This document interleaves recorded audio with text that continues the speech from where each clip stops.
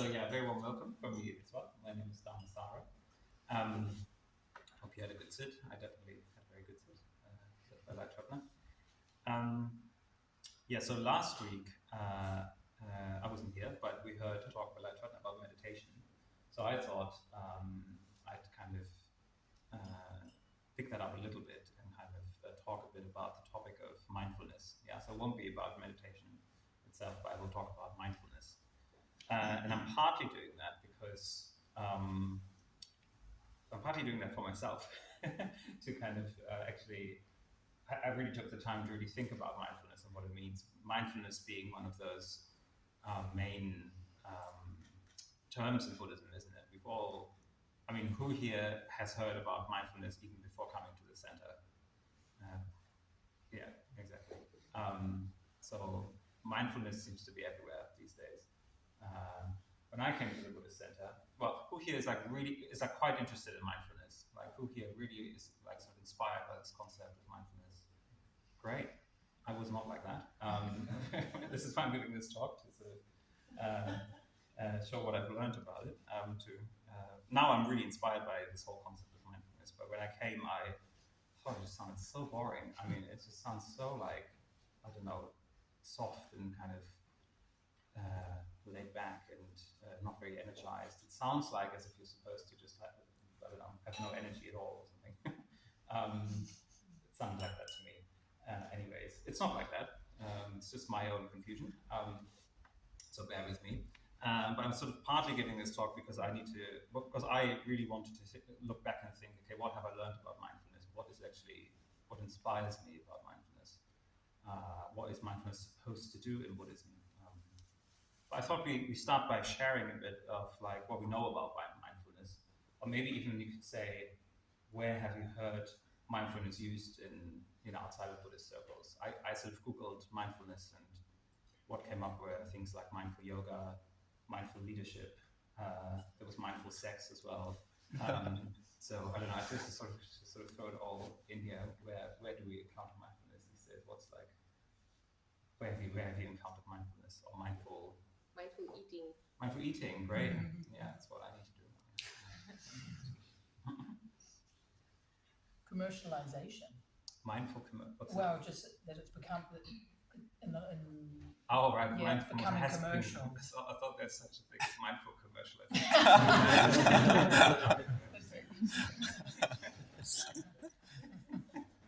Also heard mindful leadership. Yeah, leadership, exactly, in companies and structures, organizations. Mindful parenting. Oh yeah, interesting. Mindfulness for kids. Yeah, mindfulness in schools. Yeah. Mindful death. Mindful death. You can only try that once, can you?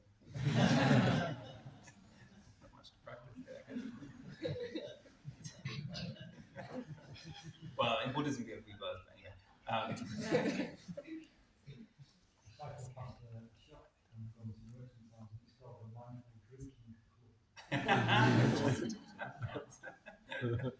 You go in mindfully, you leave unmindful. Yeah. Related to consumption, to like that it's green, that it's also fair, and so on. In general. Yeah. Mindful consumption. Yeah. With like an ethical component. Yeah. Interesting. Mindful stress reduction. Oh yeah, mindfulness-based stress reduction, MBSR, of course. Yeah.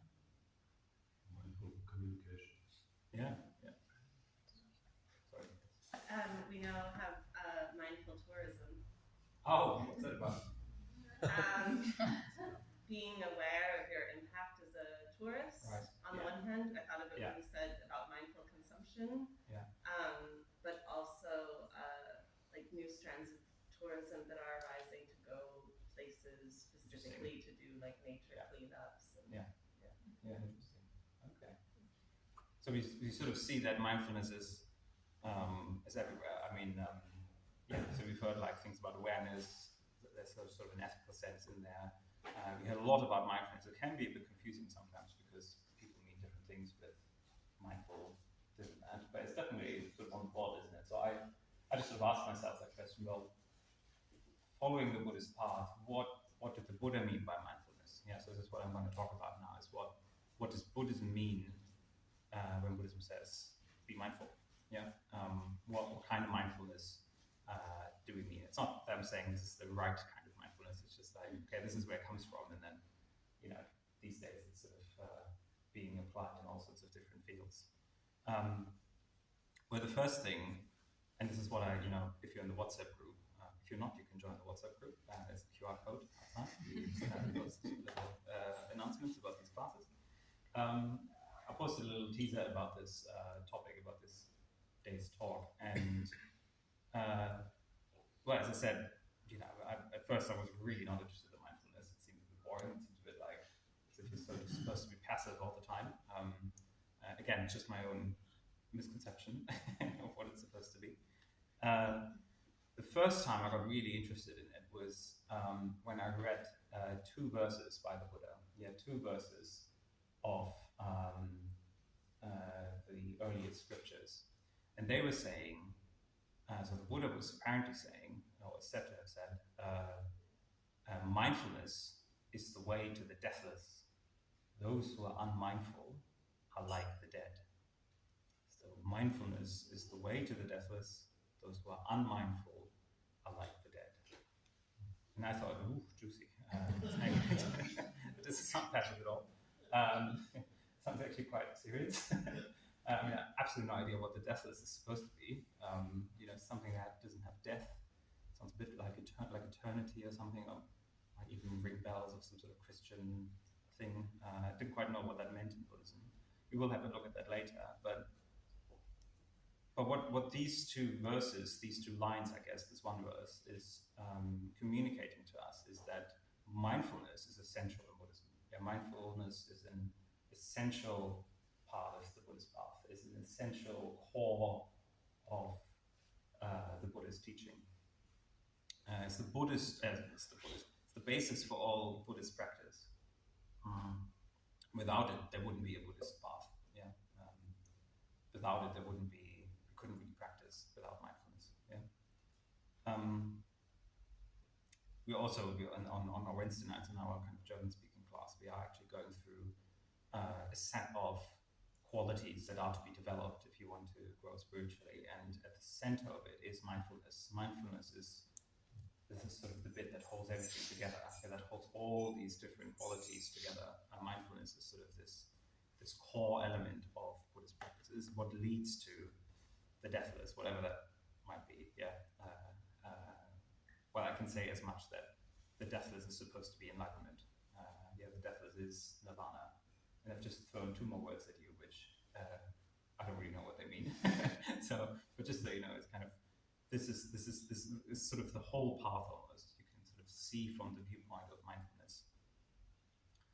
And the reason why that is that it reflects the way the mind works. Yeah. So in Buddhism, mind is central. Mindfulness has this word mind in it. So the mind, the consciousness in Buddhism is central. It's because the way our mind works is that whatever we focus on, whatever we bring our attention to, within our mind, within ourselves, that will grow. Yeah, that will grow within our mind. If we focus on hatred, that hatred will grow. If we focus on metta, like we did last week, on love, on friendliness, that will grow. If we focus on distraction, that will grow. Yeah. So this is the natural tendency of the mind. Buddhism says this is the way the mind works. What we focus on, what the mind focuses on, that will grow. Yeah. It's a bit like when you're, in love or infatuated with someone. If you have a crush on someone, you focus intensely on that one person. So your love and infatuation for that person grows and grows and grows and grows.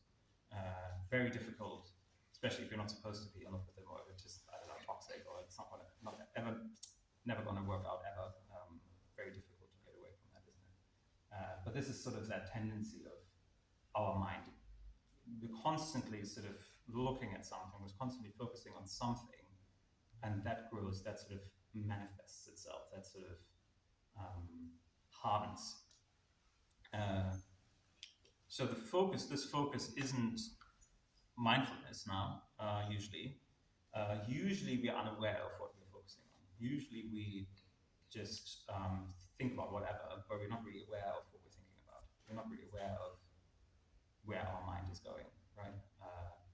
We're usually just in a state of, thinking things, feeling things, doing things, without being aware of how this is all relating to each other. And this is exactly how, having a crush on someone, like sort of happens, because we did not see that coming usually. We sort of just, all of a sudden you step back and feel like, oh wow, I've allowed myself to get infatuated with that person. I've allowed myself to get into that like deep eros with that person, for example. This is, but we weren't aware of it. I mean, it's very difficult to be aware of it, but we sort of slipped into that. And sometimes that happens also with anger, for example, when there was some sort of miscommunication maybe at work or with a colleague or a friend.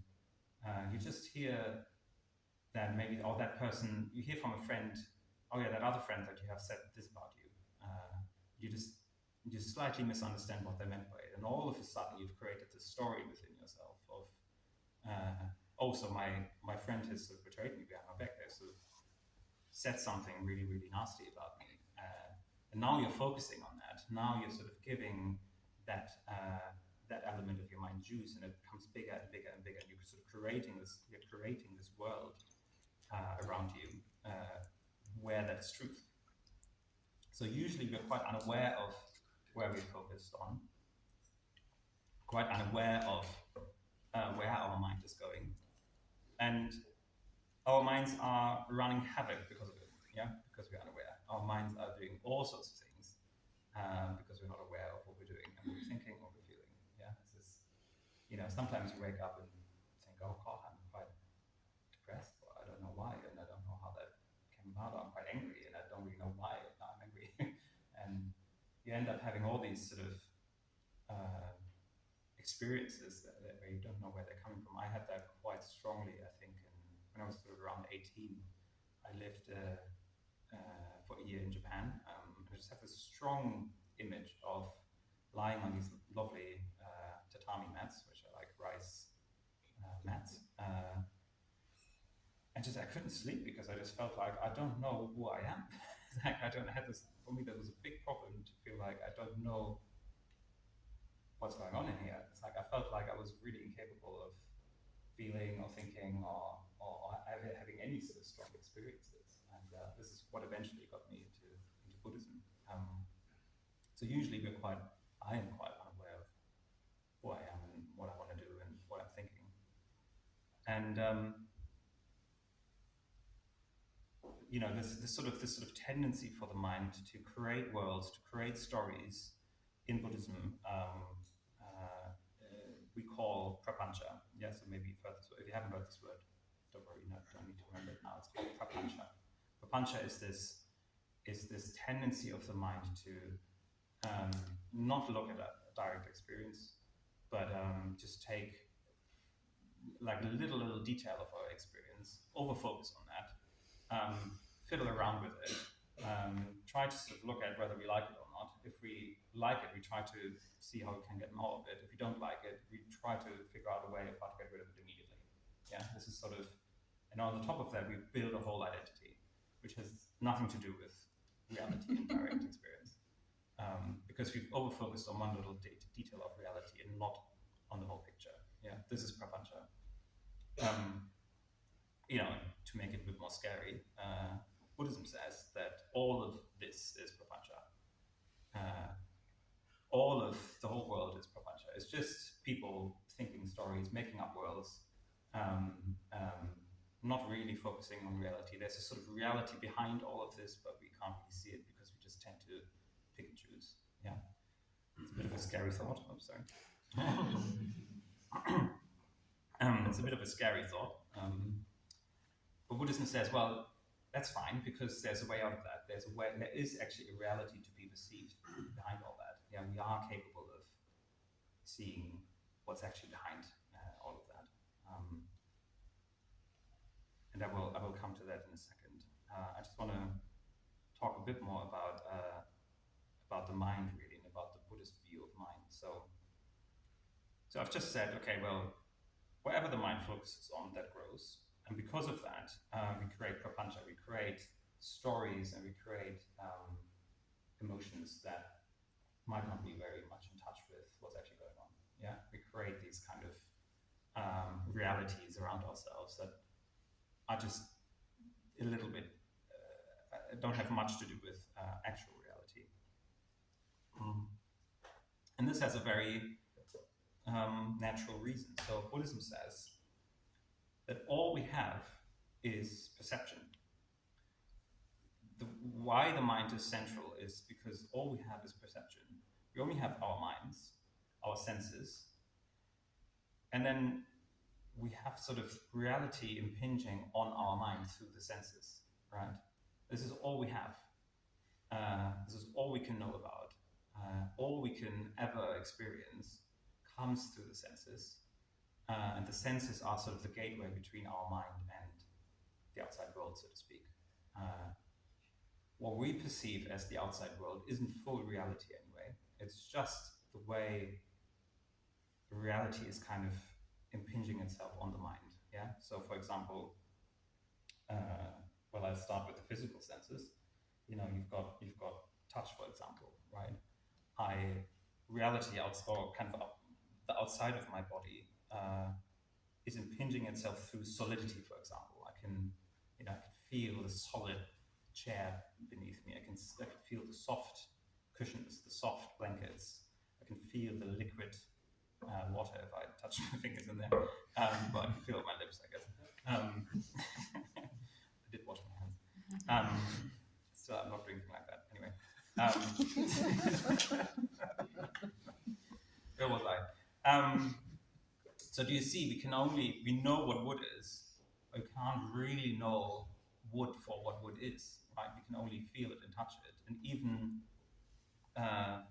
even with sight, for example, we can, our eyes can only see wood for, that it sort of barely moves, that it's sort of quite solid, that it's quite restricted. I see that water is liquid. These are all the different ways I can actually experience my surroundings is by having my mind, having the senses, and then the way that reality, this sort of really ephemeral thing out there, is being perceived by me through, for example, solidity or water or liquidity or etc., etc. So those are kind of the physical senses. So do you see what I mean? It's like I can't really know water. I can't really know wood.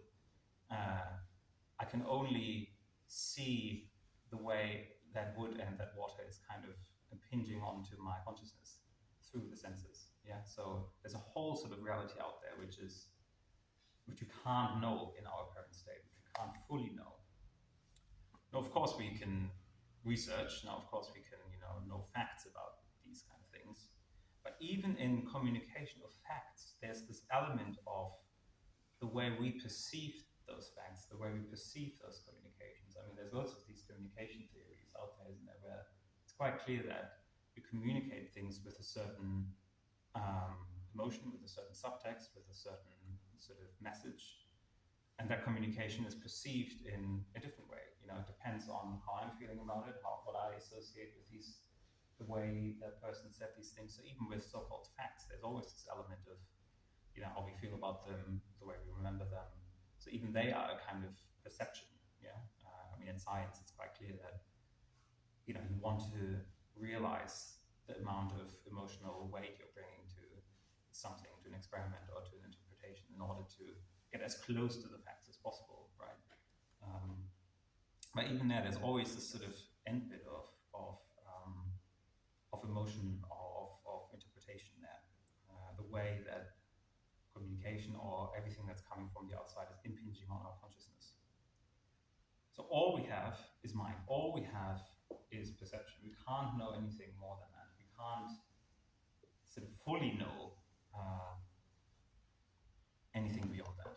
Yeah, this is kind of what Buddhism is saying. So this is why our minds are sort of limited. This is why our mind is making all these sort of interpretations about the world, building its own world around it, because all it can know is itself. Yeah, all it can know is itself. So because mind is all we have, if we leave it unguarded, Buddhism equates the mind to a raging elephant, to a sort of untamed beast, which we need to kind of tame and and guard. So this is where mindfulness comes in. Yay, we've got that. This is where mindfulness comes in. Mindfulness in Buddhism is our main tool to not let the mind run havoc. Yeah, this is kind of the main tool we have to create a sense of knowing what's going on, being aware of where the mind is wandering, and being aware of how we perceive, how we create the world around us. Right? Again, the earlier scriptures sort of speak of guarding the mind, controlling the mind, even, or straightening the mind. There's this lovely image of like a fletcher, an arrow is being sort of straightened. So you straighten the mind. So it's quite strong language, and this is what you're supposed to be doing. I think overall, I think these are very fitting metaphors, but they can be a bit misleading. Yeah, they can be a bit misleading. They can feel like we're supposed to sort of forcefully control the mind. We're sort of forcefully supposed to, put it in chains so that it doesn't run around. It's not the Buddhist way of doing it. Those words are just trying to show the weight of what we're trying to do. They're just showing the emergency almost that we're in. That it's a quite serious matter to practice mindfulness. After all, it's the way to the deathless. Huh? So it's quite a serious matter. And there's different ways that Buddhism describes how we can practice mindfulness, how we can guard the mind, how we can make sure that the mind isn't just running off doing its own thing without not being really in the steering wheel and sort of feeling as if mind is happening to us, that emotions are happening to us, rather than actually being there, looking at what our mind is doing. So traditionally in Buddhism, there's 3 different terms for mindfulness. Yeah. I will go through them fairly swiftly, but I think it really, those 3 terms for mindfulness show the whole palette, the whole sort of array of what mindfulness means in Buddhism, right? And how it helps us to look after our minds, to really look after our minds and care for our minds. So the first one, which is sort of mindfulness proper, you could say, is called sati, right? Sati. This is sort of what we usually mean when we talk about mindfulness, is sati. It's interesting that kind of in English and German as well, we usually use one word for mindfulness, which is mindfulness. Sometimes we use awareness as well. It's a bit different to mindfulness. But in the original language of Pali and also Sanskrit, there's loads of different words that we all lump together and call mindfulness. Okay, so that's quite interesting.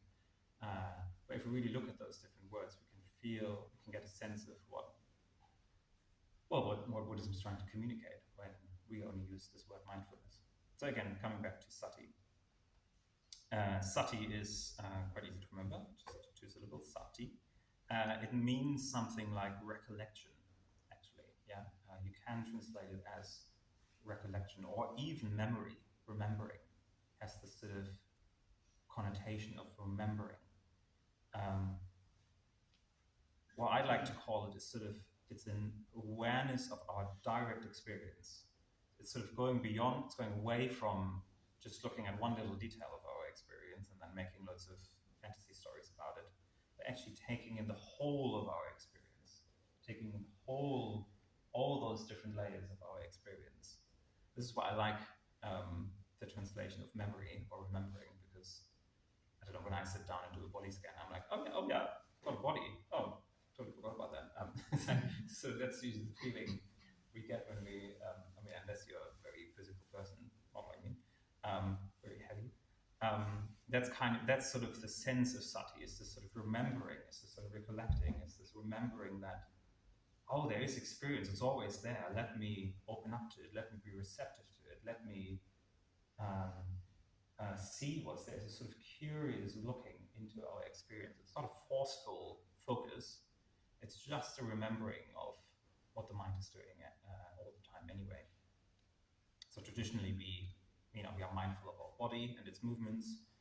We become mindful of our feelings and emotions. We become mindful of our thoughts, for example. So we really try to become aware of our whole being. Yeah, really bringing into our consciousness all these different elements of our being that we don't always have sort of access to, or that we sometimes forget about. Yeah, that we sometimes just leave out of the equation. All these feelings that are linked up with our body, all these emotions that are somewhere between our thoughts and our body. Buddhism is trying to with this first step to actually make us a whole being. Our teacher, Sangharakshita, the founder of our order, he sort of calls it integration. Yeah, he's even calling it this stage of becoming mindfulness of our wholeness is, in that way, we're sort of giving birth to like sort of overall self. Yeah, we're actually becoming a person for the first time in our lives almost. Yeah, instead of different parts that all have an opinion on something and all have sort of conflicting emotions or want different things in life. We actually, by bringing them all into our consciousness, by spreading the awareness, and again, it's not a sort of active looking, it's more a kind of slow widening of perception and sort of letting experience come into that consciousness. Through that, we sort of become more whole or something, or more full of a person, more, we become aware of what we're actually feeling, both physically and emotionally, what we're actually thinking.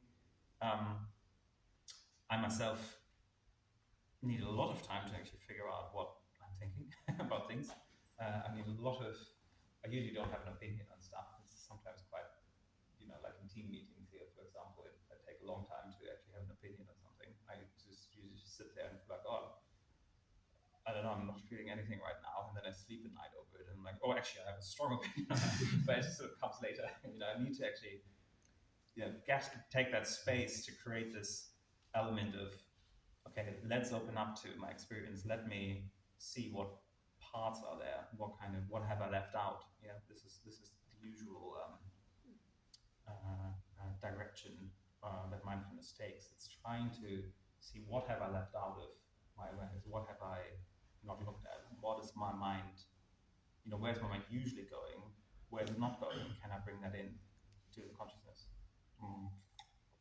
So that we can actually get to know ourselves as people, as human beings, in all our kind of depths, and all our dirt, and all our heights, and all the goodness that we have, and all the kind of conflicted emotions that we have. Just bring that all in,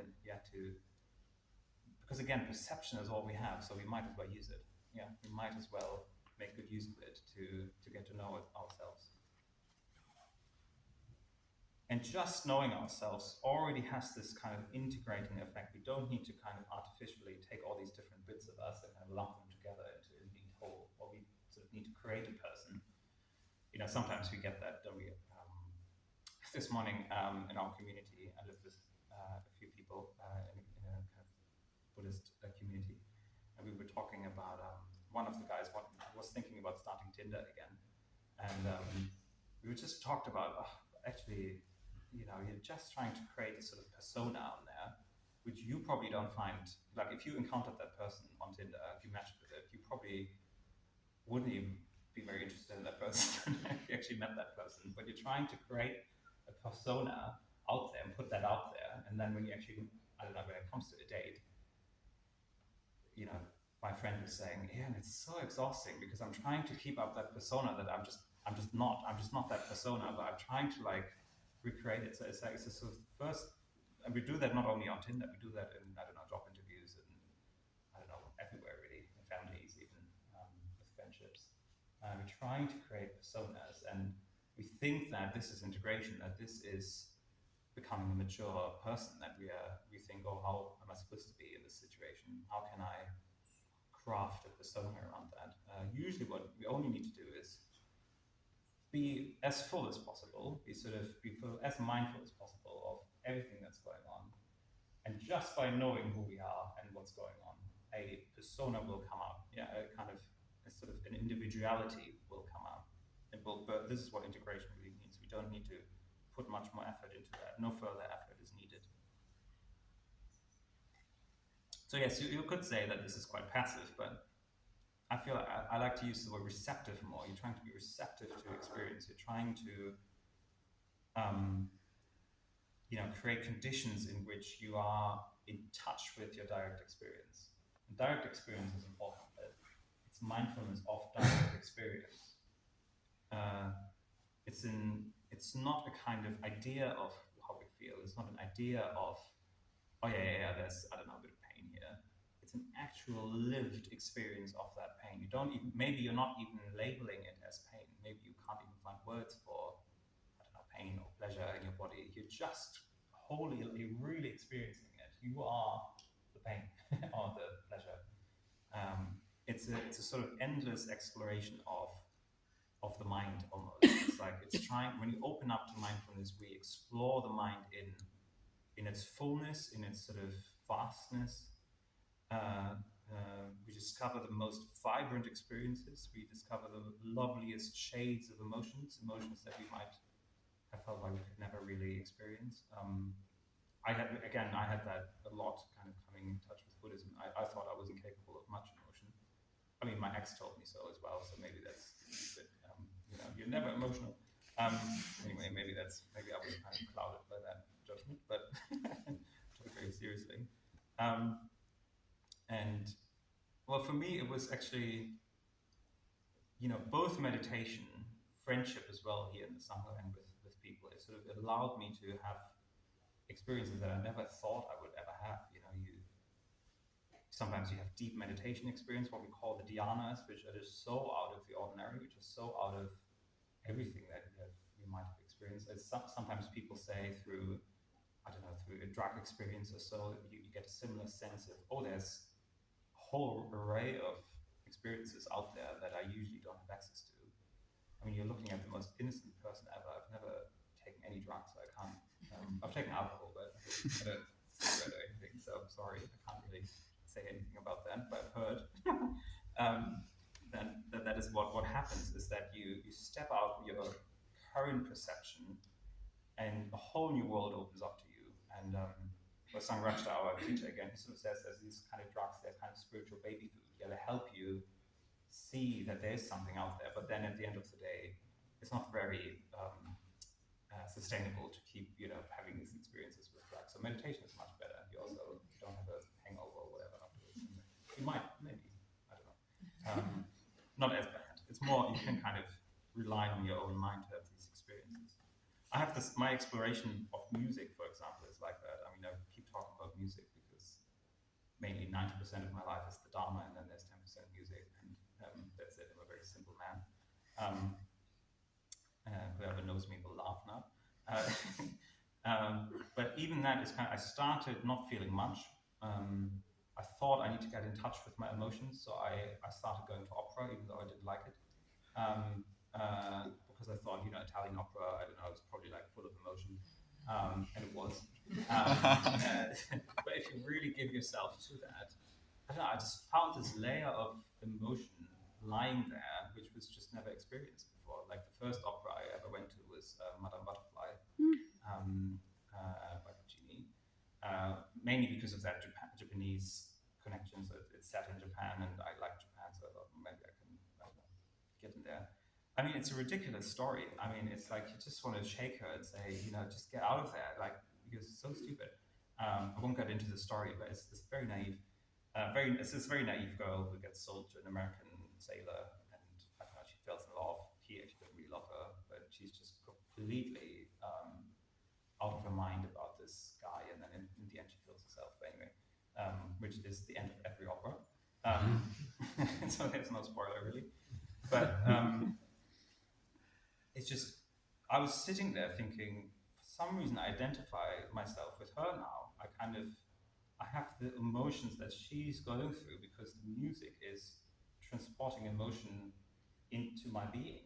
And all of a sudden I felt like this sort of very gentle teenage girl who's just so in love with this guy, who comes from far away, from America, from this exotic country from her point of view. All of a sudden, it's like this whole world of emotion is opened up to you that I never felt like I could have. It's like pure empathy for you. This is what kind of art and all that can do. Can open up, and it could only happen for me because I was getting more in touch with my own self, with my own mind, with mindfulness. So really, it's kind of it's not even this sati, this element of mindfulness, of awareness, isn't just a sort of internalized, just sitting with your emotions and bathing in it. It's also outward focused. So Buddhism also says, well, you're not just aware of yourself, you're also aware of other people, you're aware of your environment. It has got this sort of outwards quality. And again, there you are in touch with your direct experience. You're in touch with how you perceive people, what happens when you are with people, that sort of spark that happens when you are aware of another person. Again, Sangharakshita says that love, in the end, is just the awareness of another person. That's all we need. We need to just be aware of others, and love and beauty will arise from that. We're supposed to be aware of our environment, our nature, our surroundings, be quite sort of open to these experiences that come through the senses, right? So it's a very alive quality in Buddhism. It's not a sort of still passivity. It might be elements of that might be like that, but generally what we're trying to do with mindfulness is to really acknowledge the life within us and around us, is to be sort of open to life, really. So the image that's created is of an extremely vibrant consciousness that is alive to its surroundings. This is what sati really means. Just to illustrate that, I've picked out a poem, because I won't be singing opera here now. And it's by, again, our founder Sangharakshita. He also wrote poetry. And it's not so much to do with mindfulness, but for me, to me, it feels like he wrote that from a perspective of a very mindful and alive consciousness. So it's a very popular poem. Everyone, all the regulars here will know this poem. It's called Life is King. He wrote that 1970. Quite short. So he says, hour after hour, day after day, try to grasp the ungraspable, pinpoint the unpredictable. Flowers wither when touched, ice suddenly cracks beneath our feet. Vainly we try to track bird flight through the sky, trace dumb fish through deep water, try to anticipate the earned smile, the soft reward, even try to grasp our own lives. But life slips through our fingers like snow. Life cannot belong to us. We belong to life. Life is king. So surely this is a representation of someone or consciousness which is alive to life. Yeah, it allows itself to let life come through, right? To be open to life, to be completely aware of perception, because perception and mind is all we have. So therefore life needs to come through that. Life is perception and mind. Okay, so this is sati, and I will be much quicker, even though I have quite a lot of notes left. Oops. Maybe this is another talk about those other qualities. So this is sati. This is just this, what I've been talking about is just this extension of awareness of, well, being alive to our mind. And when I say mind, I mean our whole being, really. The second quality of mindfulness, which we have in Buddhism, is called sampajana. Don't need to remember that. So we've got sati, we've got sampajana. Sampajana is kind of clear knowing. It means, we sometimes translate it as mindfulness of purpose. And I'll keep that quite short, I think. it means that, you could just, if you have just sati on its own, you might get quite absorbed in just your direct experience. You might just, lose yourself in your experience, because experience is endless. There's always more experiences to be had. You might lose yourself, you might indulge in experience. So we need mindfulness of purpose. Why are we doing this?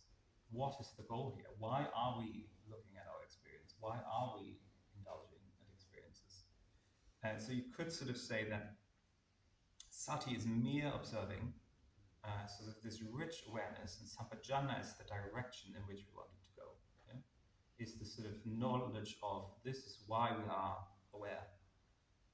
Sort of remembering, from a Buddhist point of view, that the ultimate goal of Buddhism, and that all we're doing is, well, at the end, the deathless. Is at the end, enlightenment. We are becoming aware, so that we will, at the end, become more of an integrated person, an individual, which can then move on to, well, insight and, enlightenment, to kind of prepare ourselves for the heavy impact of transcendental insight.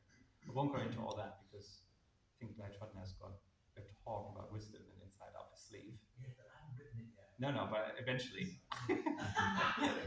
Yeah. So I'm not going to talk much about that stuff, but it's coming. It's coming. Gosh, did I leave all that out? So it's kind of this knowledge of why are we heading in this direction? Why are we doing what we're doing? Not just in terms of sati, but generally in life. Do we know why we are doing things? Do we know why we've chosen this job? Why we've, meet this person? Why we are in a relationship with that person? Do we have sort of this bigger picture of how this all relates together? This sort of overall direction. There's some good points in here, but I don't have time. I will move on now to the third one, which is quite similar actually. So we've got sati, awareness, which is mindfulness proper, and then we've got mindfulness of purpose, why. And then lastly, we've got what we call appamada. Appamada we sometimes translate as vigilance. It's a sort of vigilance, mindfulness in the ethical sense. So we've actually sort of touched that further. To know, to sort of guard against our mind going in unskillful directions. So it's kind of, we've talked about ethics in a previous talk as well, and I won't go into that, but it's kind of knowing, it's a sort of awareness of us actually having agency. It's about agency in life. It's about because we are aware, because we know what we are doing and why we're doing it, we sort of gain appamada, we gain this sort of sense of sort of steering that we actually do have agency, we do have choices in life that we can make. We do have individual responsibility. Buddhism stresses individual responsibility, that we are responsible, because mind is all we had, we are responsible for it. We can be at the steering wheel of our mind. And obviously there's other factors, external factors, life is throwing rocks our way, of course, but the way we react to that, the way we respond to that is at the end up to us.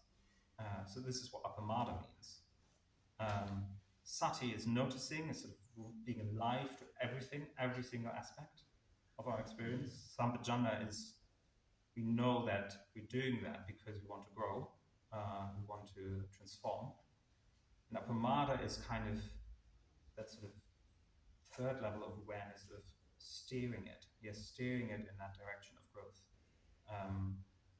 Choosing what to do with that awareness of our experience, choosing what we want to do with that awareness. So in the end, mindfulness becomes a whole path. And I'll leave it there. Thank you very much.